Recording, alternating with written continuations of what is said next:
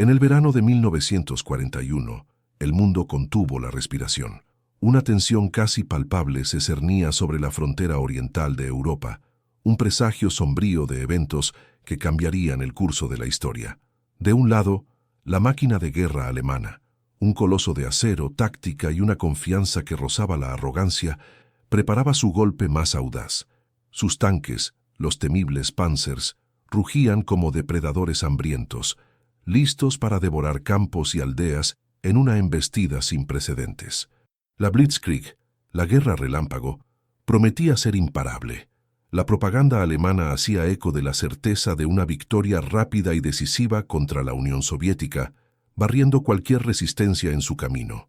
El aire era denso, con el olor acre de la pólvora y el polvo levantado por columnas motorizadas que parecían no tener fin. Cada avance, cada conquista relámpago en el oeste europeo había reforzado la idea de una fuerza invencible, una nueva era de dominio que se dibujaba en el horizonte. Los ejércitos nazis, disciplinados y equipados con la más avanzada tecnología militar de la época, se movían con una precisión aterradora. Soldados marchaban en sincronía, sus pasos resonando la determinación de una nación entera. Los Panzers, con sus cañones apuntando al este, eran la personificación de una ambición desenfrenada, un símbolo del poderío de un Reich que soñaba con extenderse por 1000 años. Nadie se atrevía a cuestionar su superioridad, ni siquiera la vastedad de la tierra que estaban a punto de invadir. El paisaje ruso, por otro lado, era un misterio, una extensión vasta e impredecible que se extendía más allá de lo que la vista alcanzaba. Bosques densos, ríos caudalosos y llanuras interminables formaban un escenario grandioso, pero aún desconocido para los invasores. La cámara imaginaria se deslizaba sobre las formaciones masivas de tanques y soldados, capturando la imponencia de la Wehrmacht, pero también la inmensidad silenciosa y casi amenazadora del territorio soviético. ¿Tendrá la naturaleza, con su fuerza indomable y sus secretos ancestrales, sus propios planes para estos invasores? ¿Podría el propio terreno alzarse como el enemigo más implacable, desafiando la lógica de la guerra y la arrogancia de la tecnología? Sumérgete con nosotros en esta historia épica, donde el destino de millones fue moldeado no solo por balas y bombas, sino por el barro y el hielo que se convirtieron en armas letales. Suscríbete ahora y únete a nuestra legión de historiadores para desvelar los secretos del pasado y descubrir cómo la tierra rusa reescribió el guión de la Segunda Guerra Mundial. Y así, la Operación Barbarroja, el mayor ataque terrestre de la historia, tuvo su inicio. En los primeros días y semanas de aquella ofensiva colosal, la Wehrmacht parecía justificar toda su arrogancia. Los Panzers alemanes, máquinas de guerra diseñadas para la velocidad y el impacto, avanzaban como una ola imparable, devorando el territorio soviético a un ritmo vertiginoso. La Blitzkrieg, que ya había barrido Polonia, Francia y otros países europeos, parecía replicar su éxito aplastante. Las divisiones blindadas, apoyadas por una fuerza aérea superior y una táctica de coordinación impecable, rompían las líneas de defensa soviéticas con una facilidad alarmante. Aldeas y ciudades caían en cuestión de horas. Vastas extensiones de tierra eran conquistadas en días. La confianza de los soldados alemanes era casi palpable, un brillo en los ojos que reflejaba la creencia inquebrantable en su propia invencibilidad. Se deslizaban sobre el terreno que en aquel verano seco era en gran parte favorable a sus vehículos de orugas más estrechas, diseñadas para las carreteras y suelos más firmes de Europa occidental. Los Panzers GU 13 y cuarto, con sus orugas de unos 40 centímetros, eran ágiles, veloces. Para los alemanes, la vasta e inferior Unión Soviética sería tan solo un capítulo más de gloria en la saga de su Reich. La velocidad de las operaciones era impresionante. La logística, aunque desafiante, aún conseguía seguir el ritmo frenético del avance. Las victorias aplastantes consolidaban la imagen de una fuerza militar sin igual, una marea que nadie parecía capaz de detener. Moscú estaba en el horizonte, y la victoria parecía una cuestión de tiempo, quizás semanas como predijeron sus estrategas. Pero el tiempo, amigos míos, es un enemigo traicionero, y la naturaleza, una adversaria implacable. A medida que el verano dorado de 1941 daba paso a los tonos más sombríos del otoño, un elemento sorpresa, ancestral e inevitable, comenzó a manifestarse. El terreno, antes un mero telón de fondo para la grandiosidad de la Blitzkrieg, empezó a levantarse lentamente, pero con una fuerza abrumadora, como el verdadero campo de batalla. No eran balas ni bombas, sino algo mucho más primario y profundo: las condiciones climáticas y geográficas de Rusia. La transición del verano al otoño trajo consigo la temida y legendaria Rasputitsa. Para quien no la conoce, la Rasputitsa no es solo una estación de lluvias. Es el alma misma de Rusia transformándose en un pantano. Es el deshielo o las lluvias torrenciales que convierten las carreteras, antes polvorientas, en ríos de lodo espeso y viscoso, capaz de engullir hombres y máquinas enteras. El optimismo inicial de los alemanes, que parecía tan sólido como sus blindajes, comenzó a desintegrarse. Los Panzers, antes tan ágiles, empezaron a hundirse. Sus neumáticos y orugas, que antes parecían deslizarse sobre el suelo, ahora patinaban inútilmente, atrapados en un mar de tierra y agua. Las orugas de 40 centímetros, que eran una ventaja en carreteras pavimentadas, se convirtieron en una maldición. La presión sobre el suelo era alta, y el lodo, un monstruo hambriento, se aferraba a cada centímetro cuadrado del metal, tirando de los tanques hacia abajo, inmovilizándolos. El avance vertiginoso se transformó en una marcha lenta y agonizante. Cada kilómetro conquistado era una batalla contra la propia tierra. El olor a pólvora empezó a mezclarse con el fuerte hedor a tierra mojada y diésel quemado, mientras los motores luchaban en vano para liberarse del abrazo pegajoso de la Rasputitsa. La logística, antes una orquesta bien afinada, se volvió una pesadilla kafkiana. Camiones de suministros, cargados con municiones, comida y combustible, quedaban atrapados en las mismas carreteras fangosas. Donde antes había rutas, ahora había ríos de lodo. Donde antes había velocidad, ahora había estancamiento. La cadena de suministros de la Wehrmacht, uno de los pilares de su guerra relámpago, comenzó a colapsar bajo el peso de aquel elemento inesperado. Los soldados, antes confiados, ahora se veían exhaustos, sucios, con sus uniformes embarrados y sus rostros marcados por la frustración y la creciente desesperanza. La tensión narrativa se construía en torno a esa dificultad creciente.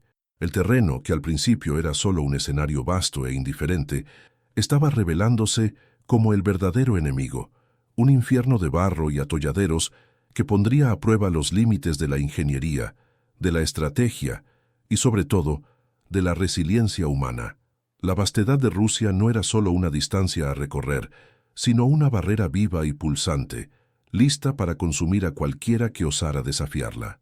Con cada vehículo atascado, con cada hombre exhausto intentando desenterrar un vehículo pesado, la percepción de que algo fundamental había cambiado se solidificaba. El enemigo no era solo el Ejército Rojo, sino la propia Madre Rusia, con su arma más potente, la tierra. La imagen de los Panzers, antes tan imponentes, ahora atrapados en el barro, con sus torretas apuntando inútilmente hacia el cielo gris, era un golpe psicológico devastador. La confianza se desvanecía, sustituida por una sensación creciente de impotencia. La guerra relámpago estaba muriendo, no en un enfrentamiento espectacular, sino ahogada, lentamente, en el barro ruso. Los gritos de los sargentos, las órdenes desesperadas, los motores rugiendo en vano, todo se mezclaba en una sinfonía de frustración y desesperación. Lo que comenzó como una marcha triunfal se estaba transformando en un atolladero infernal, una prueba de fuego que pocos podrían soportar.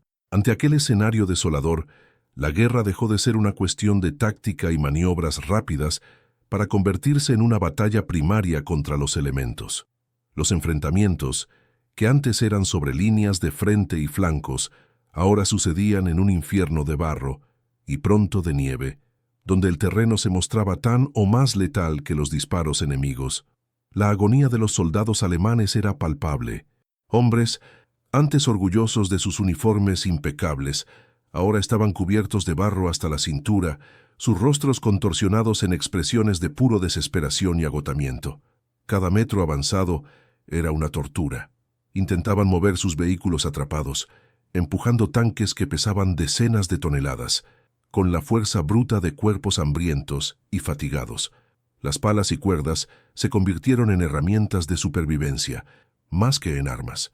En medio de lluvias incesantes, que parecían no tener fin, o bajo las primeras nevadas cortantes que anunciaban un invierno brutal, el esfuerzo era extenuante, inhumano.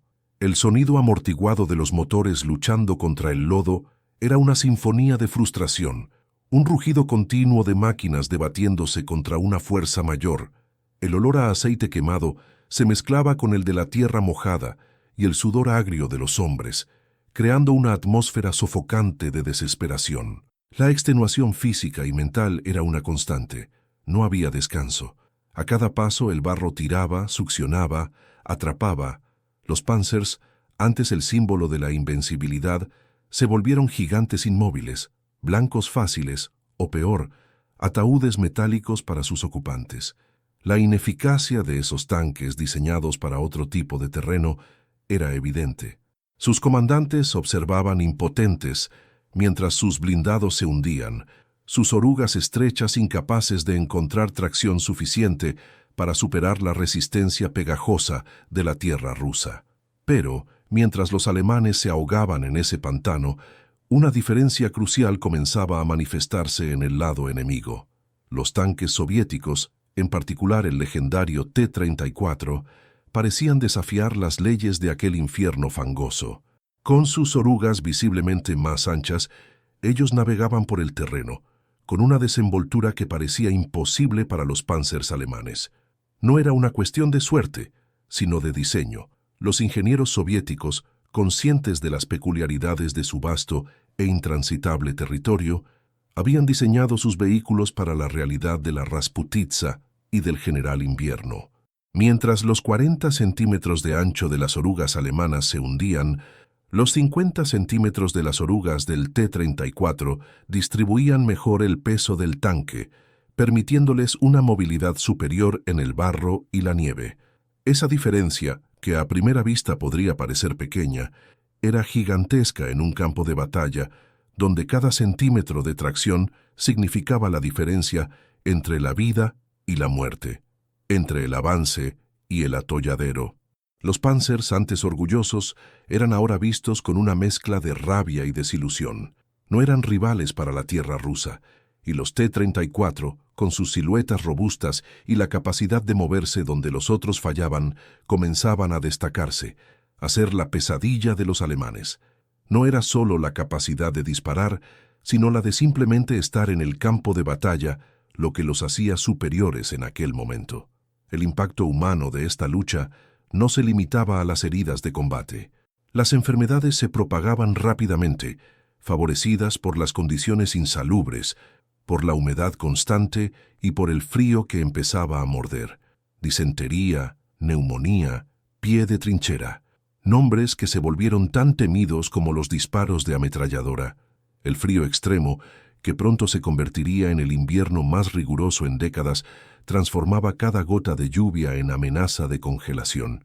El hambre era una compañera constante. Con los camiones de suministros atascados, las raciones disminuían, y los soldados, ya exhaustos por el trabajo físico brutal, veían sus fuerzas desvanecerse cada día.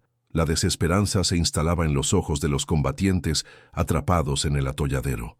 La Blitzkrieg, la guerra relámpago que prometía una victoria en pocas semanas, se había transformado en una lucha de desgaste, metro a metro, contra un enemigo invisible y omnipresente, la propia tierra. El sueño de conquistar Moscú antes de Navidad se convertía en una pesadilla de supervivencia en el hielo y el barro. Muchos se preguntaban si volverían a casa. Muchos sabían que no volverían. El paisaje ruso, antes un escenario de avances triunfales, se transformaba en un cementerio de máquinas de guerra, Panzers abandonados, algunos hundidos hasta la torreta en el lodo espeso, otros con sus cañones apuntando al cielo gris como lápidas metálicas.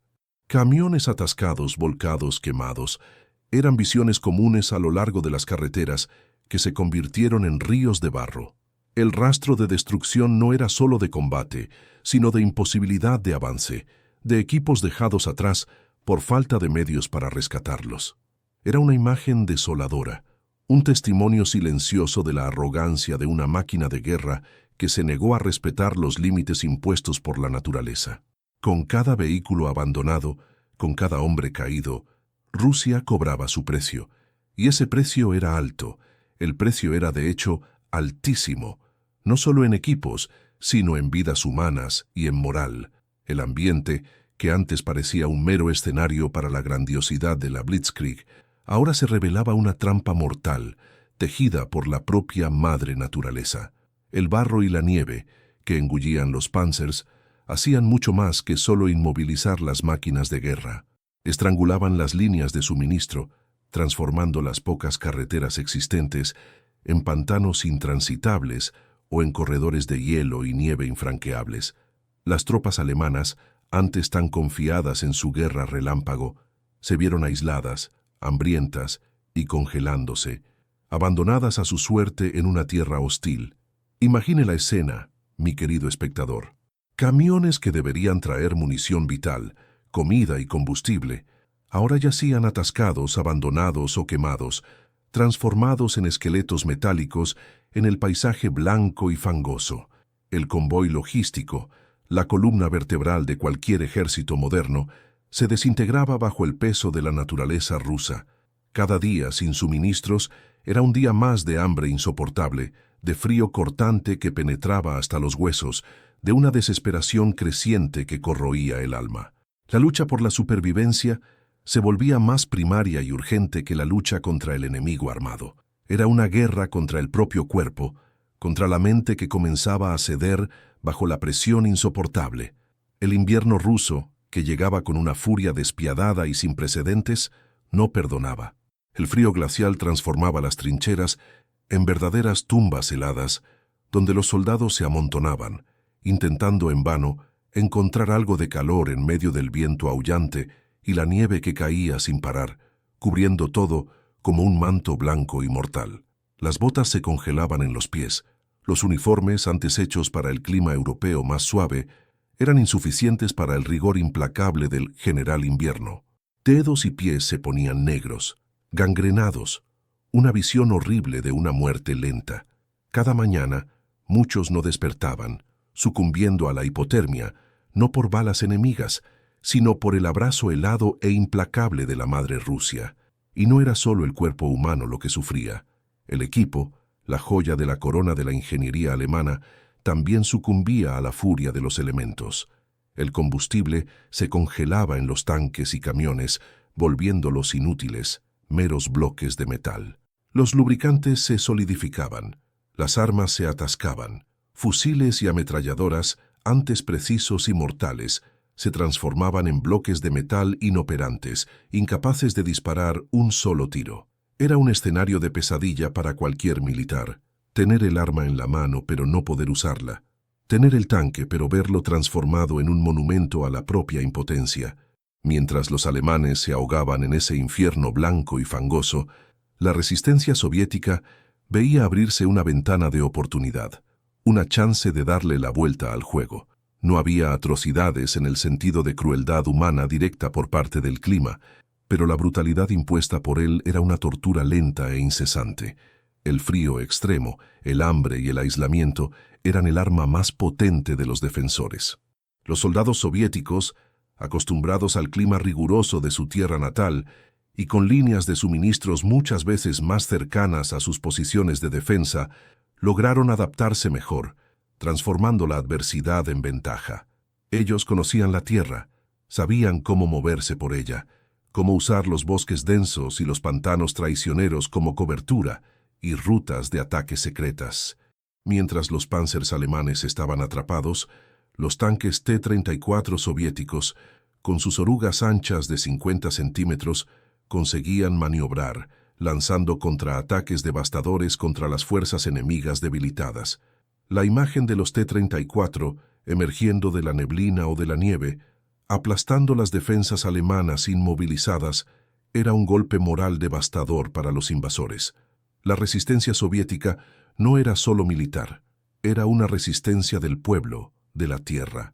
Partisanos surgían de todos lados, atacando convoyes aislados, saboteando líneas de comunicación, volviendo cada paso alemán en territorio ruso una amenaza constante e impredecible.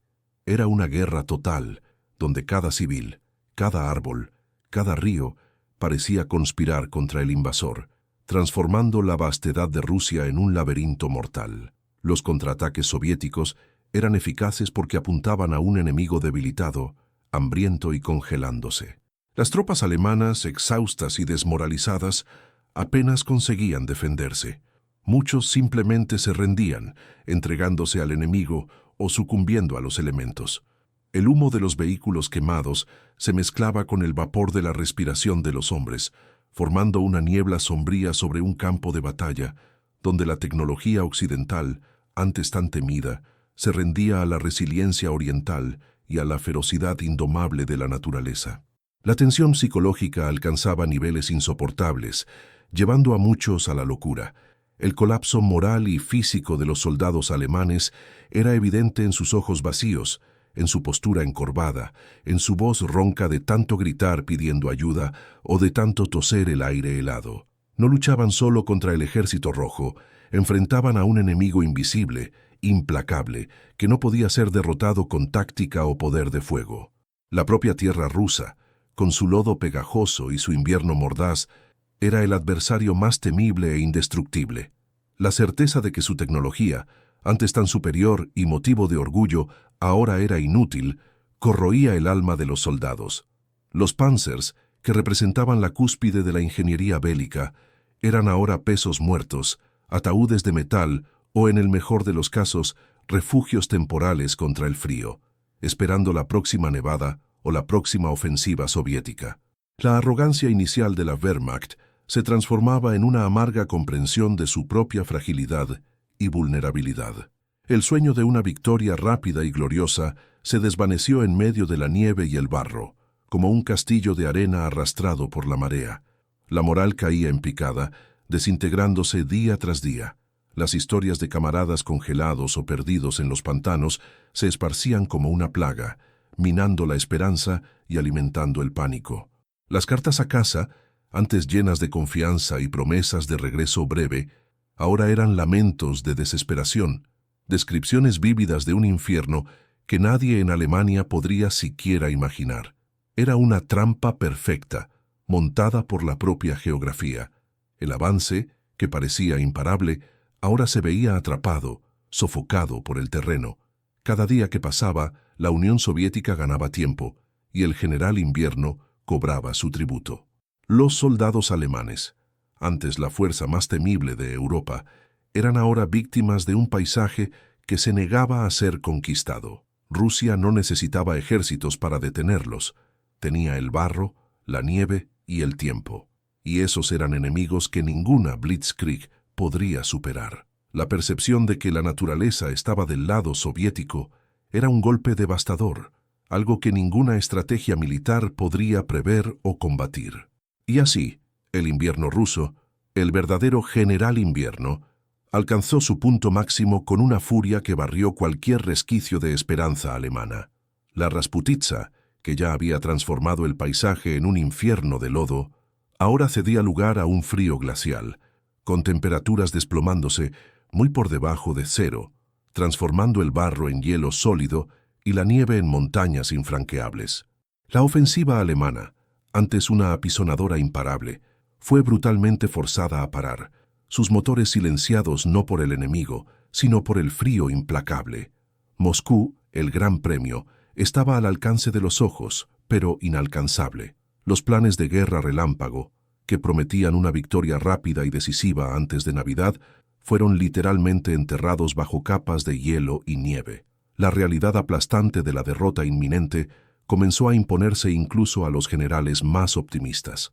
Las decisiones desesperadas de los líderes alemanes se multiplicaban, con órdenes contradictorias provenientes del alto mando, que aún se negaba a aceptar la dimensión de la catástrofe. Hitler, en su búnker distante, exigía avances imposibles, mientras que en el frente de batalla, los soldados morían no solo por balas, sino por congelamiento, agotamiento y hambre. El coste humano fue inmediato y aterrador. Miles de muertos, no en combate directo, sino sucumbiendo al frío que penetraba hasta los huesos. Manos y pies gangrenados eran la norma, no la excepción. Los heridos, que antes habrían tenido alguna chance de supervivencia en condiciones normales, ahora enfrentaban una muerte lenta y dolorosa, sin refugio, sin calefacción y con suministros médicos que simplemente no conseguían llegar. Los congelados eran tantos que los médicos de campo apenas podían lidiar con la avalancha de víctimas del general invierno. Era una carnicería silenciosa, pero tan letal como cualquier batalla. Imagine la escena, mi querido espectador.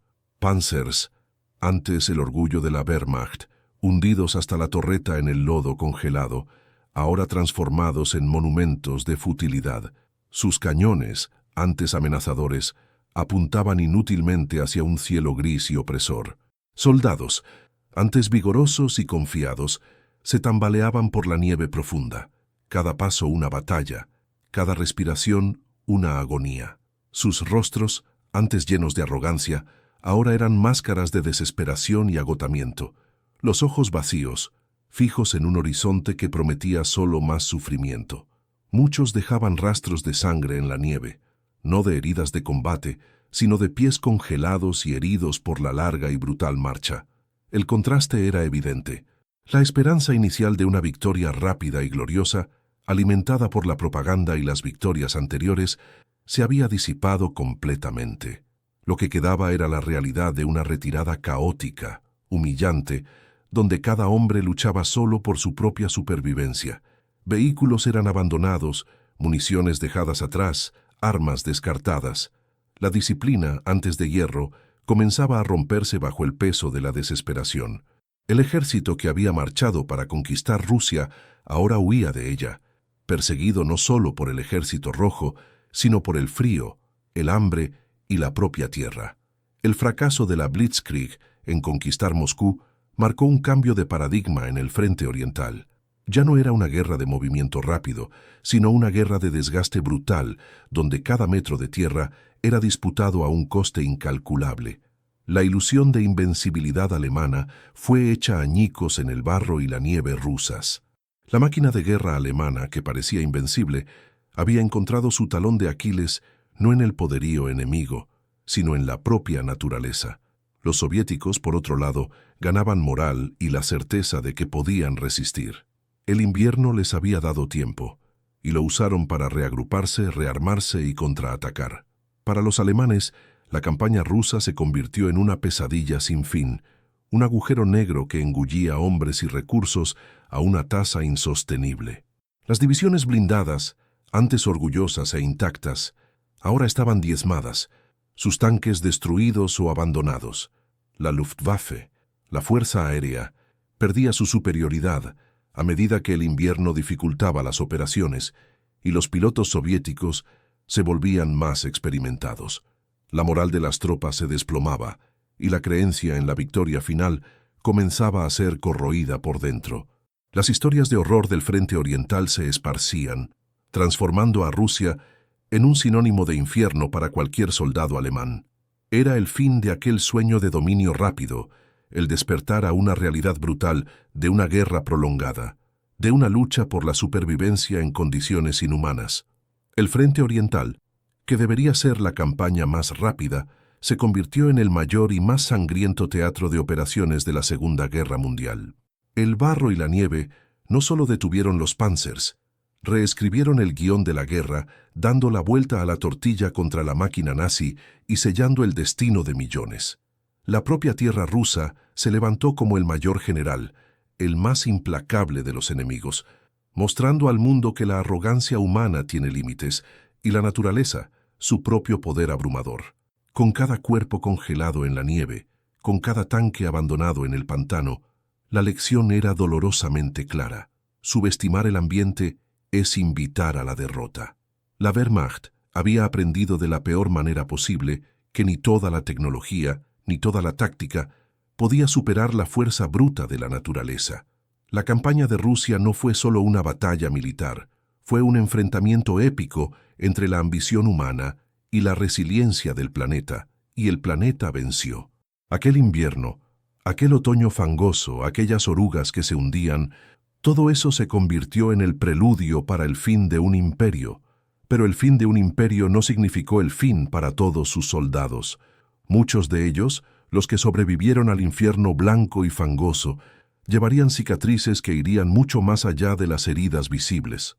Para esos hombres, la guerra no terminaba con la rendición o la retirada. La verdadera batalla, mi querido espectador, comenzaba en el momento en que la lucha armada cesaba, dando lugar a un nuevo tipo de tormento. Miles de soldados alemanes, exhaustos, hambrientos y quebrados, fueron hechos prisioneros. Su destino era muchas veces tan cruel como el propio campo de batalla. Imagínense, campos de prisioneros en el corazón de la Unión Soviética, donde el frío y el hambre continuaban siendo enemigos implacables. Muchos, ya debilitados por la campaña, no resistieron las condiciones inhumanas, las marchas forzadas, el trabajo esclavo en minas y bosques. La tasa de mortalidad era aterradora, una extensión de la carnicería que acababan de vivir. Para muchos, la liberación solo vendría años después, si es que venía, un regreso a un hogar que quizás ya no los reconocía. Aquellos que volvieron a casa, años después, eran sombras de lo que fueron, con miembros amputados por la congelación, cuerpos marcados por enfermedades y, quizás lo más devastador de todo, mentes atormentadas por horrores indecibles. El trauma de la campaña rusa se incrustó en el alma de una generación entera. Para ellos, el barro ruso y el general invierno no eran solo capítulos de un libro de historia, eran recuerdos vívidos de un infierno personal, una pesadilla que se repetía en cada noche, en cada día de sus vidas. La arrogancia de un régimen que prometía gloria y victoria rápida se deshizo frente a una realidad brutal. Soldados que marcharon a la conquista se vieron reducidos a seres en lucha por la mera existencia, enfrentando a un enemigo que no era un ejército, sino la propia fuerza elemental de la naturaleza. Y esa lección fue aprendida a un coste incalculable. Pero después de todo, ¿cuál fue el verdadero secreto detrás de la resiliencia soviética? ¿Por qué los tanques alemanes se hundían mientras los legendarios T-34 parecían deslizarse por aquel mismo terreno infernal? La respuesta, amigos, no estaba en una tecnología alienígena o en alguna estrategia secreta mirabolante. Era, en realidad, una lección de pragmatismo, de adaptación y de profundo respeto por la tierra donde se luchaba. Mientras los Panzers alemanes eran diseñados con orugas de unos 40 centímetros de ancho, optimizadas para las carreteras pavimentadas y los suelos más firmes de Europa Occidental, los ingenieros soviéticos tenían una visión diferente. Conocían su tierra como la palma de su mano. Sabían que la vasta extensión rusa era un mosaico de pantanos intransitables, bosques densos y estepas que en otoño se convertían en un mar de lodo pegajoso y en invierno en un desierto de nieve profunda e implacable. Por lo tanto, diseñaron el T-34, uno de los tanques más icónicos de la Segunda Guerra, con orugas de 50 centímetros de ancho. Una diferencia de solo 10 centímetros. Parece poco, ¿verdad? Pero en el universo de la ingeniería militar y la física del terreno, esa diferencia era un abismo. Esos 10 centímetros de más significaban una presión significativamente menor sobre el suelo.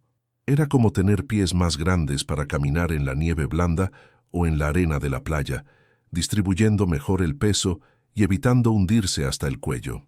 Piensen en ello como la diferencia entre andar con zapatos de tacón fino en un césped mojado y usar unas zapatillas de suela ancha y adherente. El zapato fino se hunde y te deja atrapado. La zapatilla se mantiene en la superficie, dándote movilidad.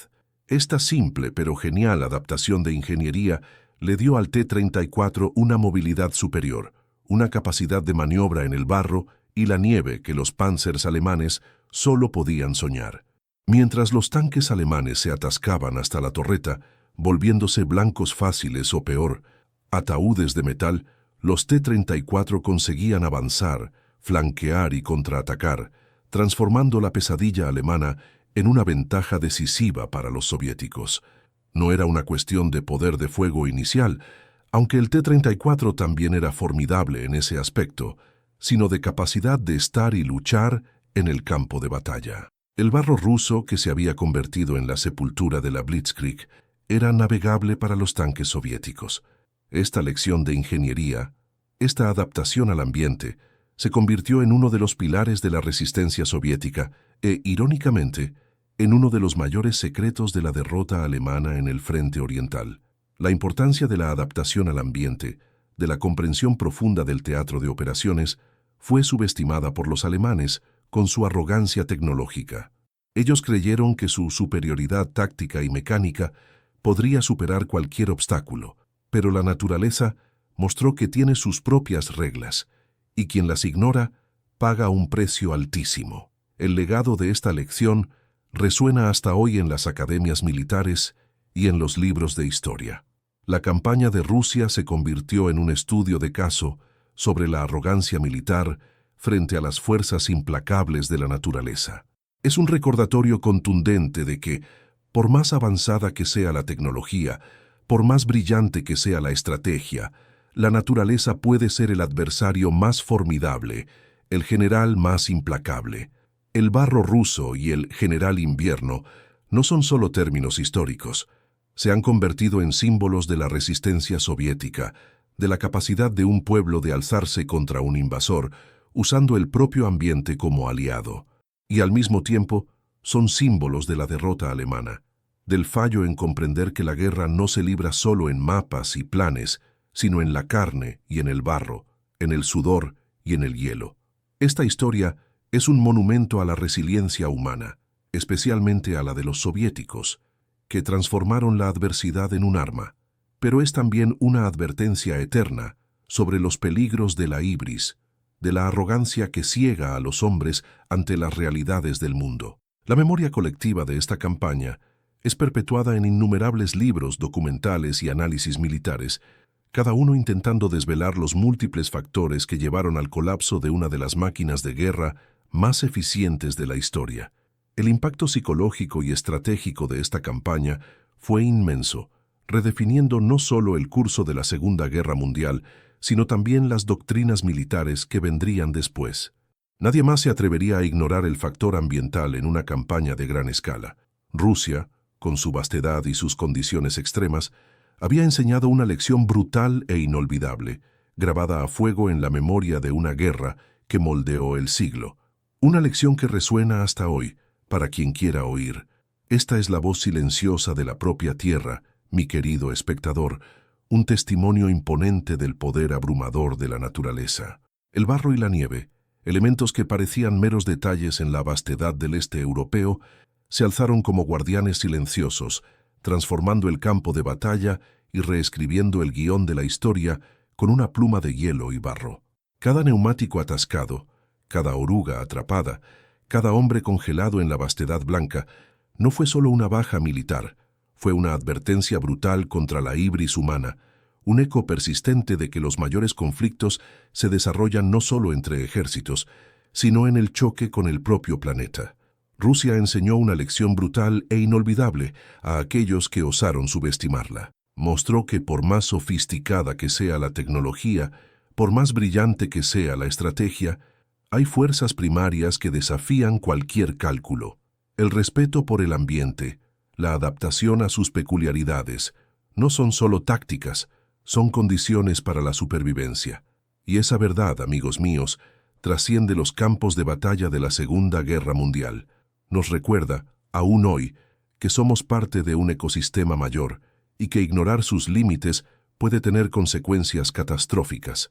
Si te fascinó esta inmersión profunda en la historia, si la saga del barro ruso y del general invierno te atrapó de principio a fin, entonces no olvides darle me gusta a este video, compartirlo con los demás y suscribirte al canal para no perderte ninguno de nuestros próximos viajes épicos por el pasado. ¿Qué otro secreto de la guerra, qué otra historia de resiliencia y tragedia quieres desvelar con nosotros? Deja tu comentario aquí abajo y únete a nuestra jornada continua por el conocimiento y la memoria. La historia nos espera, y cada uno de ustedes forma parte de ella.